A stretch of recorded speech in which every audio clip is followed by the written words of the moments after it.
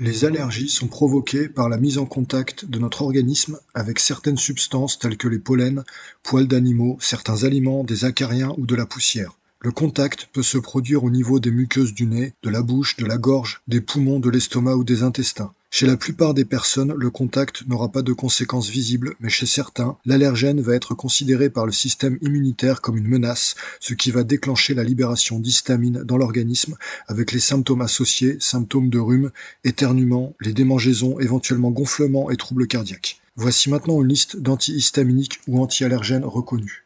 1. La quercétine.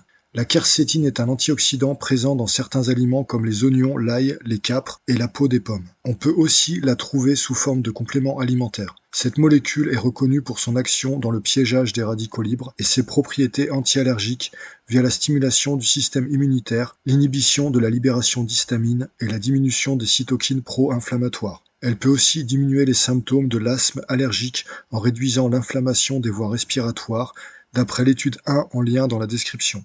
2. Le curcuma. La curcumine est un principe actif anti-inflammatoire contenu dans le curcuma qui réduit aussi les symptômes de la rhinite allergique tels que la congestion nasale et les difficultés à respirer. Voir l'étude 2 en description.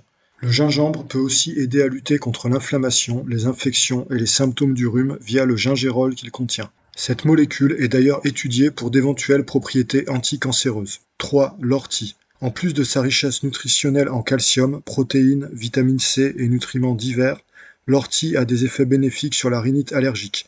Sa richesse en vitamine C favorise aussi l'assimilation de la quercétine. On peut donc l'utiliser en combinaison avec des aliments riches en quercétine. On peut la consommer sous forme d'infusion. Avant de continuer, merci pour vos likes, pour vos feedbacks et de vous abonner pour améliorer la visibilité de la chaîne. 4. L'ail.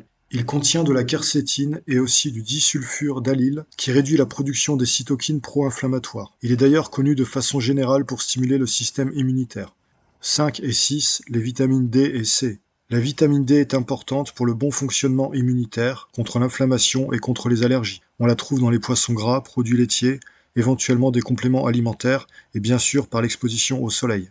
Il faut vérifier que les apports en vitamine D sont suffisants et en particulier en cas de troubles tels que les allergies. La vitamine C est un antihistaminique naturel ainsi qu'un antioxydant et anti-inflammatoire puissant. Il faut veiller à en consommer suffisamment et on peut même en augmenter un peu les doses en cas de symptômes allergiques.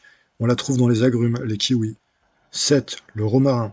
Le romarin contient de l'acide rosmarinique, anti-inflammatoire et antioxydant. L'étude 3 en description avance aussi que l'acide rosmarinique est un piégeur de radicaux libres qui peut supprimer les réponses inflammatoires de certains globules blancs et anticorps responsables des symptômes allergiques.